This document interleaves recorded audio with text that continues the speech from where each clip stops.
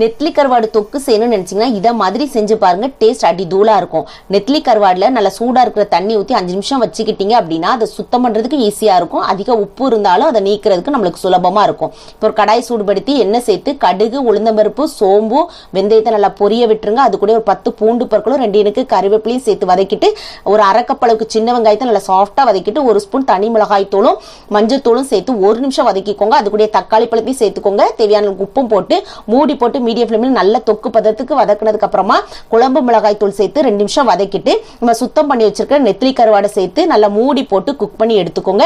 இப்போ ஒரு 5 நிமிஷம் கழிச்சு தேவையான அளவுக்கு புளியை கரைச்சி சேர்த்துக்கோங்க. தேவையான அளவுக்கு தண்ணியும் சேர்த்துக்கோங்க. இப்போ நல்லா மிக்ஸ் பண்ணி ஒரு கொதி வரவும் ஒரு 5-6 பச்சை மிளகாவையும் சேர்த்துக்கோங்க. தேவைப்பட்ட உப்பு சேர்த்துக்கோங்க. இப்போ இறக்க போற சமயத்துல கொஞ்சம் கொத்தமல்லி தலையும் தூவி இறக்கி ஒயிட் ரைஸ் கூட சேர்த்து பிசைஞ்சு சாப்பிட்டு பாருங்க. டேஸ்ட் அடி தூளா இருக்கும். கண்டிப்பா ட்ரை பண்ணுங்க. சேனலை அப்படியே சப்ஸ்கிரைப் பண்ணிருங்க.